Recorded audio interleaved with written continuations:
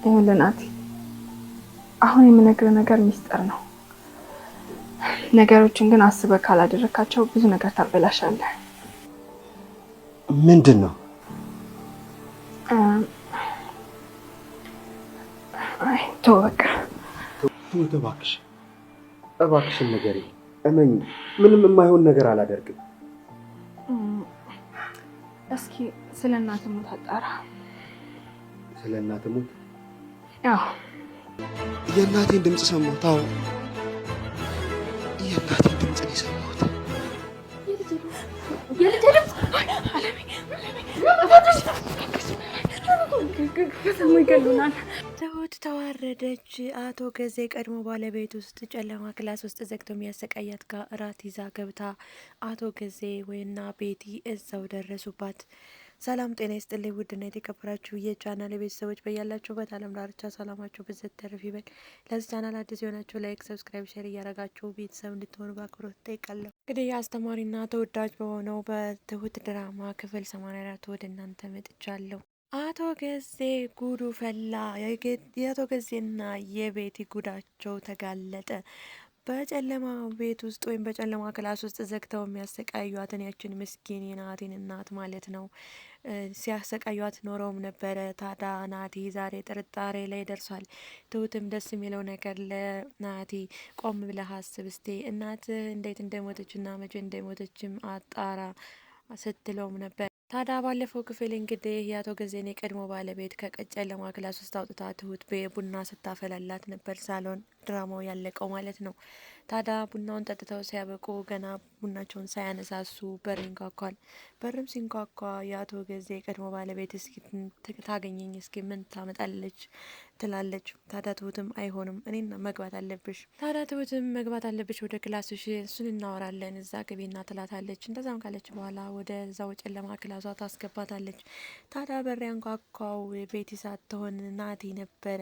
ታዲያ ትሁትም የአቶ ገዜን ባለቤት ከወደ ውስጥ ከዛ ወደ ክላሷ ካስገባችና ከዘጋችባት በኋላ የቡናውን እቃ ልታነሳሳት ትመለሳለች ወደ ሳሎን። ወደ ሳሎን ስትመለስ ናቲ ነበረ የነበረው። ታዲያ የቡና እቃዋን ብድግ አድርጋም ተተመለሰች በኋላ ድጋሜ ትሄድና ናቲ ምሳ ላቅርብልህ ወይ ትለዋለች። አይ አልፈልግም ይላታል።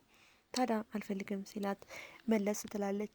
የምፈልገው ነገር ሲኖርም አለሁ ጥራኝ ስትለው ቆይ እስኪ ትሁት ና አንድ ጊዜ እፈልግሻለሁ ይላታል። ታዲያ ትሁትም ትቆማለች። አጠገቡ ቁጭ ወይም ይላታል። ቁጭ ካለች በኋላ እኔ ምልሽ ትሁት የምታውቂው ነገር አለ? ታዲያ ትሁትም እንዴ ስትል ነበር የመለሰችለት። እኔ የማውቀው ነገር የለም ስለምን ጉዳይ እንዴት ላቅ እችላለሁ ትለዋለች። ታዲያ አይ አስለ አባቴ ለምሳሌ የእናቴን ንብረት ስለጠየቅኩ ምንም የከኋላ የሚያሲሩት ሴራ አለ ወይ ይላታል። እኔ አላቅም እንዴትስ ላቅ እችላለሁ በማለትም ትመልስለታለች። ግን አንድ ነገር ልነግርህ እፈልጋለሁ እሱም ሚስጥር ነው ትለዋለች። እሺ ምንድን ነው እሱ ይላታል። ስለ እናትህ ሞት ቆም ብለህ አስብና ቆም ብለህ እንድታጣራ እፈልጋለሁ። ታዲያ ያም ስነግርህ ሚስጥር ነው ትላለችም። ታዲያ እሱም ምንድን ነው ንገሪኝ ይላታል። አይ ምንም አደል በቃ ተውኩት ብላ ብድግም ስትል አይ ስለ እናትህ አንተው ራስህ እንድትደርስበትና አንተው ራስህ ማጣራት እንዳለብህ ልነግርህ ነው ሌላ ምንም አደል ትለዋለች። ታዲያ ከነገረችው በኋላም ከናቲ አጠገብ ዞር ትላለች። ታዲያ ናይም በሀሳብ ተውጦ ቁጭ ይላል። በሌላ በኩል ቤቲ እንዳው እንደተለመደው አሁንም ከሱ ጋር መጫወት ምናምን ትፈልጋለች፣ መቅረብም ማናገርም ትፈልጋለች። ታዲያ ናቲ ሊያናግራት ፍቃደኛ አልነበረም። ታዲያ ምን ይላታል?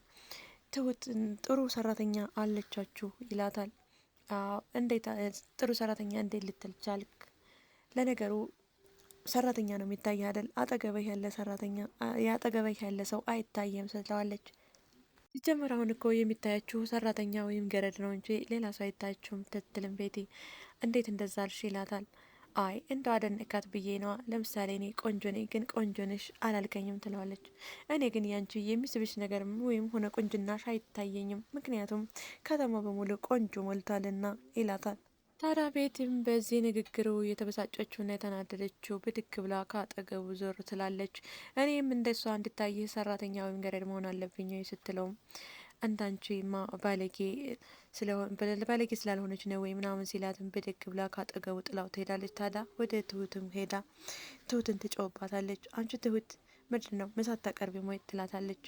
ሲቀጥል ልትሰሪ አይደል እንደዚህ የመጣሽው? ስለዚህ ምን ያዘግምሻል? ዘገምተኛ አትሁኚ በማለትም ስትጮባት ትውታዳ አይ ቤቲ ዛሬ ተናደሻል መሰለኝ ትላታለች። ምንም ያናደደኝ ነገር አለ? ለምን ስናደዳለሁ? በማለትም ቤቲ ወደ ኋላዋ መለስ ትላለች። አሁን ሌላውን ነገር ተይና ምግቡን ቶሎ አምጪ በማለትም ተመልሳ ወደ ሳሎን ትሄዳለች። ይህ በእንዲህ እንዳለ ሳሎን እግሯን አጣጥፋ ሶፋ ላይ ቁጭ ብላ አቶ ቤቴ ማለት ነው ታዲያ ናቴም አጠገቧ ቁጭ ብሎ ነበረ።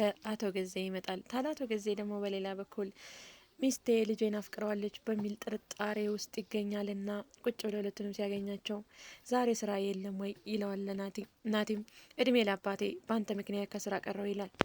ታዲያ አቶ ገዜም ከኔ ጋር እኮ ጨርሰሃል ይለዋል። ምንም የጨረስኩት ነገር የለም እጨርሳለሁ ሲለውም ብር ነው እየጠበቅኩ ነው ይላል። እኔም እኮ የምጠብቀው ብር ነው ይላል ናቲ። ደግሞ አንቺ ምን ትሰሪያለሽ እዚህ ይላታል አቶ ገዜ ባለቤቱን። ታዲያ ቤቲ የገዜ አዲሷ ባለቤት ማለት ነው እንድም ስትል ነበር የመለሰችለት። አይ እንግዳ ትቼ ከቤት አልወጣም ብዬ ነው ስትልም ነበር የመለሰችለት። ታዲያ አቶ ገዜ እሱስ ልክ ነሽ ይላል። በሌላ በኩል አቶ ገዜ ወደ ኪችን በመሄድ ትሁትን ይጠይቃታል። ምንድን ነው የምታውቂው ነገር አለው ይላታል። ስለምን ጉዳይ? ምንም የማውቀው ነገር የለም ትላለች። ሲቀጥል ደግሞ በማያገባሽ እንዳገቢ ስላልከኝ ማንኛው ያግባኝ ማንኛው ደግሞ ነገር ይመልከተኝ አይመልከተኝ ስለማላቅ ስለዚህ ምንም ያየሁትም ነገር የሰማሁትም ነገር የለም ትለዋለች። ታዲያ አቶ ጊዜ እሱስ ልክ ነሽ፣ ነገር ግን በእኔ መቼም እኔን የሚጎዳ ነገር አይተሽ ዝም አትይኝም ሲላትም ለሌላ ጊዜው ሲኖር ትነግረኛለች ይላታል። ታዲያ ትሁትን በሀሳቡ ተስማምታ እሺም ትላለች።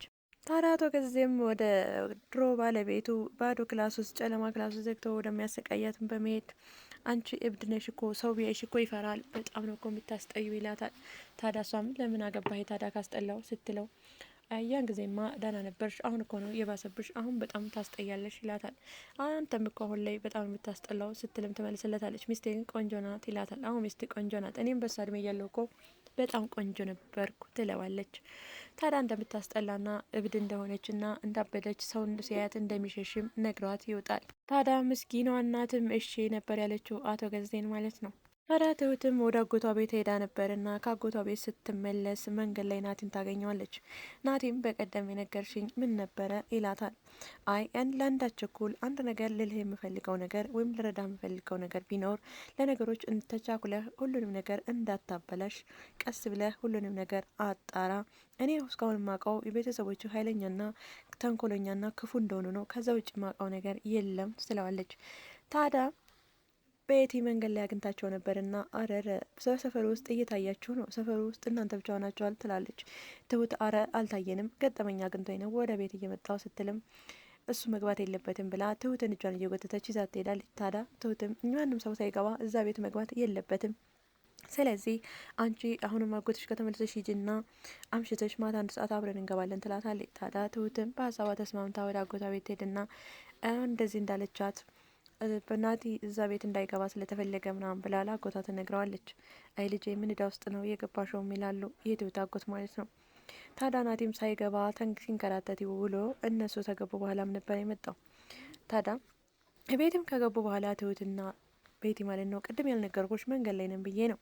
ለነገሩ ግን እኔ አይኔን ያሳረፍኩበት ሰው ላይ አይንሽ እንዳርፍ አልፈልግም፣ አታንጃቢ ትላታለች። ታዲያ ትሁትም በነገሩ የገባት አረ እኔ አንድ ሀሳብ እንዳይገባሽ ድንገት እኮ ገጠመኝ ወደ ቤት ስመጣ አግኝቶኝ ነው እንጂ ከዛ ውጭ ምንም ነገር ሀሳብ እንዳይገባሽ ትላታለች። በቃ በሱ ነው መስማማት ያለብን፣ እንደሱ ሳያዋጣ አይቀርም በማለትም ትሁትን ትለቀታለች ማለት ነው። ታዲያ ሶፋ ላይም ቁጭ ብላ ናቲ ይመጣል። መተውን ቁጭ ነበር ያለው አጠገቧ። እንዴ ደህና ዋላችሁ አትልም ወይ? እንኳን ደህና መጣክ ትለዋለች። አንቺ ተንኮለኛ ቤት እንዳልገባ ነው ወይ እንደዚህ የምታደርግኝ ይላታል።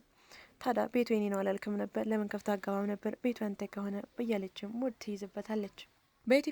ቤቱማ የኔ ነው ጥገኛዋ እኮ አንቺ ነሽ ሲላትም ታዲያ ቤቱ አንተ ከሆነ ለምን ከፍታ አልገባህም በማለትም ትሳለቅበታለች።